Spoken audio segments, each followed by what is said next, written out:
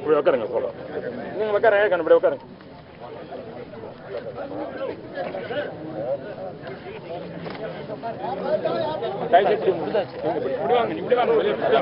அவனை மறைக்காருங்க நீங்க வாங்க இங்க வாங்க எழுந்து வாங்க நீங்க அங்க போய் உட்காருங்க அப்படி உட்காருங்க அப்படி உட்காருங்க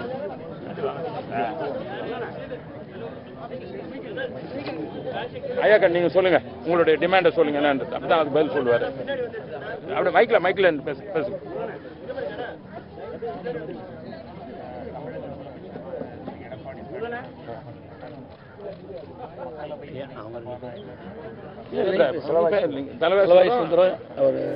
மற்ற எம்பிங்க மொத்தம் சொல்லிடுங்க மொத்தம் எம்பிங்க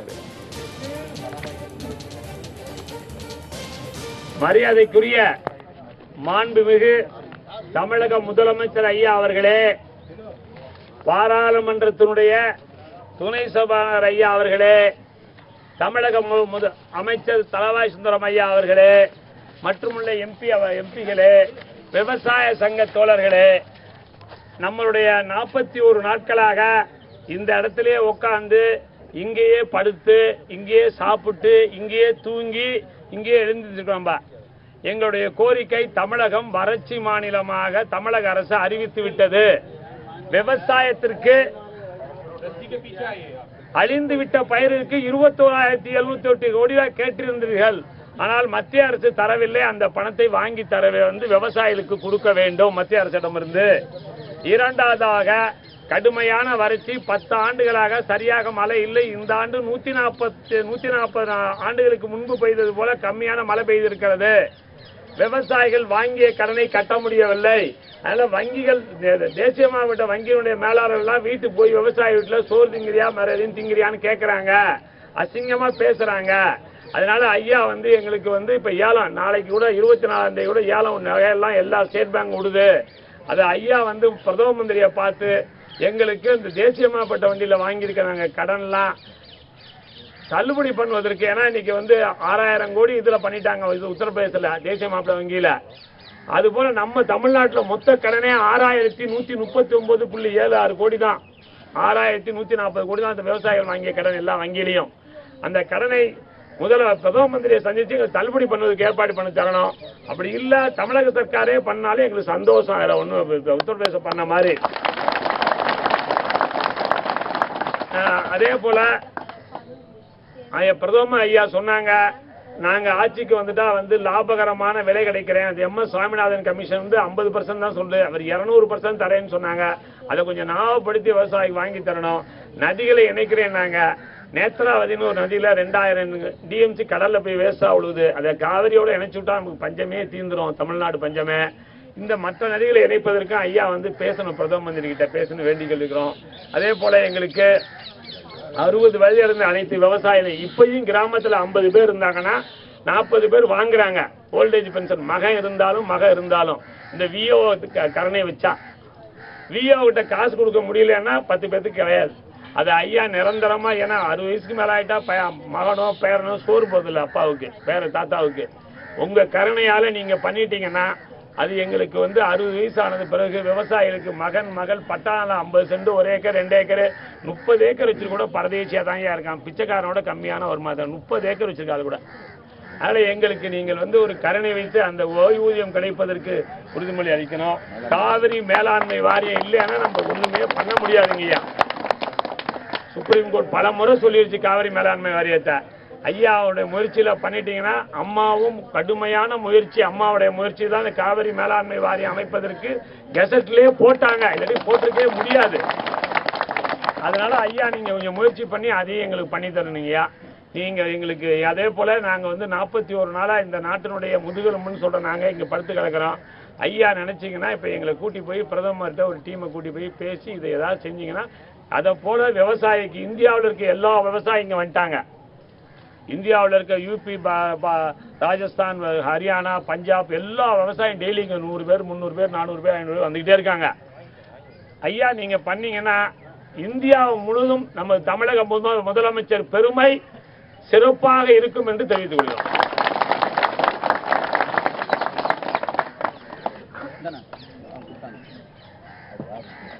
மேலும் மதிப்புக்குரிய விவசாய சங்கத்தினுடைய தலைவர் அவர்களுக்கும் போராட்டத்தில் ஈடுபட்டிருக்கின்ற விவசாய பெருங்குடி மக்களுக்கும் வருகின்றுள்ள மக்களவை துணை சபாநாயகர் மாண்புமிகு அண்ணன் தம்பித்துரை அவர்களுக்கும் நாடாளுமன்ற அவர்களுக்கும் ஊடக நண்பர்களுக்கும் பத்திரிகையாளர்களுக்கும் என்னுடைய முதற்க நன்றி கலந்த வணக்கத்தை தெரிவித்துக் கொள்கின்றேன். மரியாதைக்குரிய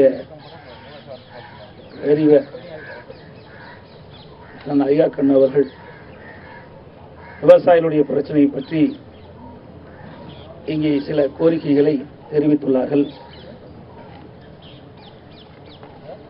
நதிகள் இணைக்கப்பட வேண்டும் என்ற ஒரு முக்கியமான கோரிக்கை வைத்திருக்கிறார்கள். மாண்புமிகு இதயம் புரட்சித் தலைவி அம்மா அவர்களுடைய ஆட்சி காலத்திலே நதிகள் எல்லாம் இணைக்கப்பட வேண்டும், தமிழகத்திற்கு தேவையான நீர் கிடைக்க வேண்டும், விவசாய பெருங்குடி மக்களுடைய பிரச்சனையை தீர்க்க வேண்டும் என்பதற்காக அப்பொழுது மத்திய அரசில் குரல் கொடுத்தவர் மாண்புமிகு இதயம் புரட்சித் தலைவி அம்மா அவர்கள். அதைத் தொடர்ந்து அம்மாவுடைய அரசும் மத்திய அரசை வலியுறுத்தும் என்பதை இந்த நேரத்திலே தெரிவித்துக் கொள்கின்றேன். அதேபோல தேசியமயமாக்கப்பட்ட வங்கியில் இருக்கின்ற கடன்கள் எல்லாம் ரத்து செய்ய வேண்டும் என்று விவசாயிகள் சார்பாக இங்கே கோரிக்கை வைத்திருக்கின்றார்கள். விவசாயிகள் தேசிய வங்கியில் தரப்பட்ட கடனை ரத்து செய்வதற்கு மாண்பு பாரத பிரதமர்களை இன்று சந்திக்கின்ற பொழுது அதை வலியுறுத்தி சொல்வேன் என்பதை இந்த நேரத்திலே தெரிவித்துக் கொள்கின்றேன். அதோடு மாண்புமிகு இதயம் புரட்சித் தலைவி அம்மாவர்கள் 2016 சட்டமன்ற தேர்தலின் போது அனைத்து இந்திய அண்ணா திராவிட முன்னேற்ற கழகத்தின் சார்பாக தேர்தல் அறிக்கை வெளியிட்டார்கள். அப்பொழுது அனைத்து இந்திய அண்ணா திராவிட முன்னேற்ற கழகத்தினுடைய ஆட்சி தமிழகத்திலே மலர்ந்தவுடன் முதலாக விவசாயிகளுடைய கடனை ரத்து செய்யப்படும் என்ற அறிவிப்பை தந்தார்கள். மக்களுடைய பேர் ஆதரவின் மூலமாக அம்மா அவர்கள் ஆட்சியிலே அமர்ந்தவுடன் விவசாயிகளுடைய கடனை முதலிலே ரத்து செய்து கையொப்பமிட்டவர் மாண்புமிகு புரட்சித் தலைவி அம்மா அவர்கள்.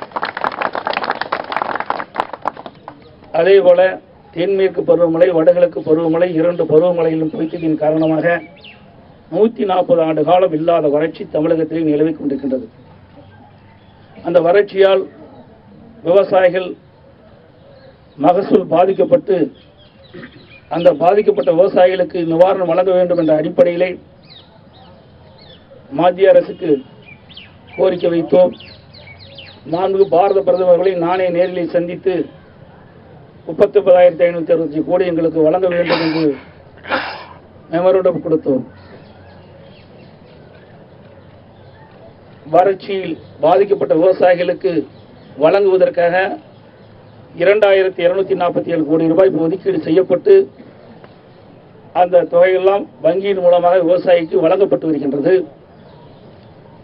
அதோடு புதிதாக பயிர் செய்கின்ற விவசாயிகளுக்கும் பயிர்க்கடனும் தமிழக அரசு வழங்கப்பட்டு வருகின்றது. அதேபோல நீர்நிலைகள் இருக்கின்ற நீரை சேமித்து வைக்கும் என்பதற்காக குடிமராமத்து திட்டத்தை தமிழகத்திலே துவங்கி அதற்கு 100 கோடி ரூபாய் முதற்கட்டமாக ஒதுக்கி 1519 ஏரிகள் இப்பொழுது தூர்வாரப்பட்டு வருகின்றன. மேலும் இந்த திட்டம் விரிவுபடுத்துவதற்காக 300 கோடி ரூபாய் ஒதுக்கீடு செய்யப்பட்டிருக்கின்றது.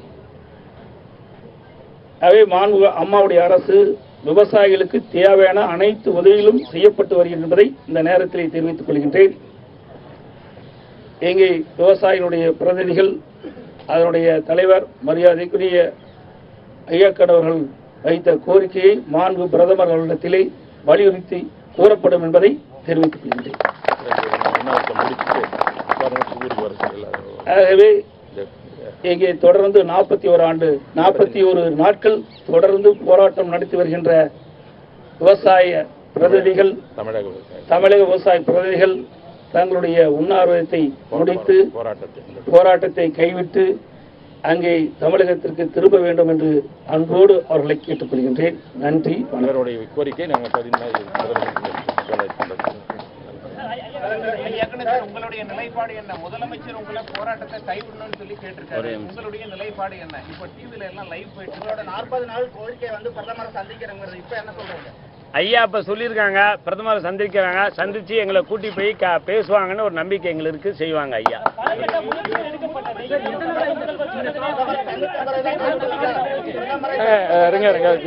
சொல்லிடுறேன். இல்ல இல்ல நான் சொல்றேன் பாருங்க. இருங்க சொல்றேன். இப்போ வந்து முதலமைச்சர் வந்து என்ன இவங்க ஆரம்பிச்சு 7வது நாளே நான் வந்துட்டேன். 7வது நாளில் வந்து சந்தித்து முதலமைச்சர் தான் என்ன போக சொன்னார் அவர் சார்பாக. ஏனென்றால் உங்களுக்கு தெரியும் அங்கே சில அவருக்கு பணிகள் இருந்ததன் காரணமாக அரசியல் சூழல் காரணமாக காலந்தாமம் ஏற்பட்டது. நாங்கள் வந்தோம் இருங்க. பிறகு அதோடு நான் ஒரு முறை இல்லை 4 முறை வந்து 4 முறை வந்து நம்முடைய விவசாய பிரதிநிதிகளை இவர்களை ஐயா கனவுகளை சந்தித்து அவர்களை அழைத்துக் கொண்டு மாண்புமிகு நிதியமைச்சர் அருண்ஜேட்லி சென்று சந்தித்தோம். பிறகு மாண்புமிகு உள்துறை அமைச்சர் அவர்களை ஹோம் மினிஸ்டர் அவர்களை ராஜ்நாத் சிங் சந்தித்தோம். பிறகு உமாபாரதி அவர்களை செல்வி உமாபாரதி அவர்களை சந்தித்தோம். பிறகு விவசாயத்தினுடைய அமைச்சர் ராதா மோகன் சிங் அவர்களை சந்தித்தோம். இதுபோல அனைவரும் சந்தித்து இந்த கோரிக்கை வலியுறுத்தினோம். பிரதமருக்கும் அந்த கடிதத்தை நான் நேரடியாக பிரதமர் தந்திருக்கிறேன். அதற்கு பிரதமரும் எனக்கு ஒரு கடிதத்தை அனுப்பியிருக்கிறார். உங்களுக்கு கடிதம் கிடைத்தது பரிசீலனை செய்வதாக அனுப்பியிருக்கிறார். இத்தகைய நடவடிக்கைகளும் தொடர்ந்து தமிழகத்தினுடைய அரசின் சார்பாகவும் அனைத்து இந்திய அண்ணா திராவிட முன்னேற்ற கழகத்தின் சார்பாகவும் நாங்கள் விவசாய மக்களுக்கு தமிழக விவசாயம் செய்யும் கடமையை செய்து கொண்டிருக்கிறோம். பிறகு இவங்க சொன்னது 41 நாள் ஆயிடுச்சு. அதனால தான் நேரடியாகவே இவர் நம்முடைய மாண்புமிகு முதலமைச்சர் அவர்கள் வந்து சந்திக்க என்பதற்காக வந்தார். இன்று நீதி ஆயோக் கூட்டம் இருந்தாலும் கூட இவர் வர வேண்டிய பிரதிநிதி அனுப்பியிருக்கலாம். இருந்தாலும் விவசாயிகளை சந்திக்க வேண்டும், அவர்களுடைய கோரிக்கைகளை ஏற்று அவர்களுடைய போராட்டத்தை கைவிடுமாறு கேட்பதற்காகத்தான் நேரடியாக வந்திருக்கின்றார். தமிழக அரசு இவர்களுடைய விவசாயிகளுடைய உணர்வுகளையும் அவர்களுடைய கோரிக்கைகளையும் பரிசீலனை செய்து கொண்டிருக்கிறது. அதே நேரத்தில் இது போன்ற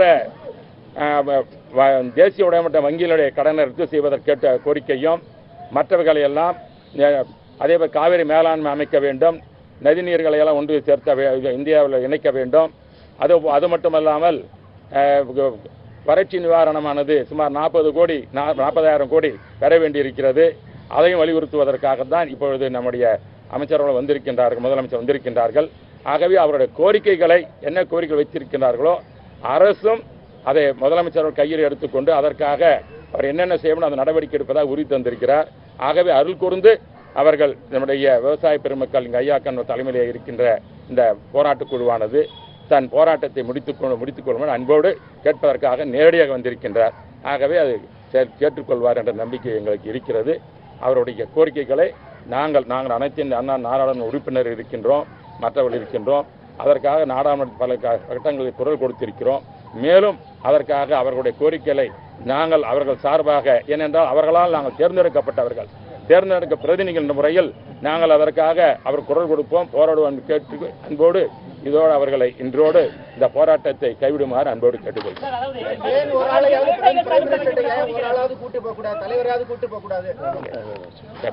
இன்னைக்கு வந்திருக்காருல்ல சீஃப் மினிஸ்டர்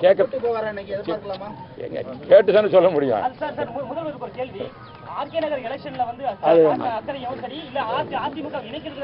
சார் இது வந்து விவசாயிகளுடைய பிரச்சனையை தீர்ப்பதற்காக நான் விவசாயிகளை சந்திக்க வந்திருக்கிறேன். ஆகவே இன்றைக்கு விவசாயிகளுடைய பிரச்சனையை தீர்ப்பதற்கு எங்களால் முடிந்த அளவுக்கு அனைத்து நடவடிக்கையும் எடுப்போம் என்பதை தெரிவித்தேன். ஐயா ஒரே நிமிஷம் ஐயா ஒரே நிமிஷம்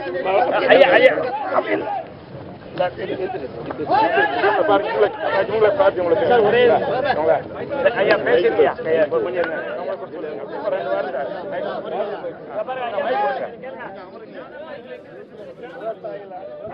டெல்லியில் பிரதமர் தலைமையில் நடைபெறவுள்ள நிதி ஆயோக் கூட்டத்தில் பங்கேற்பதற்காக டெல்லி சென்றுள்ள முதலமைச்சர் எடப்பாடி பழனிசாமி 41 நாட்களாக போராட்டத்தில் ஈடுபட்டு வரும் தமிழக விவசாயிகளை சந்தித்து பேசினார். அப்போது விவசாயிகளின் பிரதிநிதிகள் முதலமைச்சரிடம் முக்கியமான கோரிக்கைகளை வலியுறுத்தினர். தேசியமயமாக்கப்பட்ட வங்கிகளில் விவசாய கடன்களை தள்ளுபடி செய்ய வேண்டும், கூடுதல் நிவாரணம் வழங்க வேண்டும், நதிகளை இணைக்க வேண்டும் போன்ற முக்கியமான கோரிக்கைகளை அவர்கள் முன்வைத்தனர். கோரிக்கைகளை கேட்ட முதலமைச்சர் விவசாயிகளிடம் கண்டிப்பாக பிரதமரிடம் இந்த கோரிக்கைகளை வலியுறுத்துவதாக உறுதியளித்தார். மேலும் விவசாயிகள் போராட்டத்தை கைவிட வேண்டும் என அவர் கேட்டுக் கொண்டார்.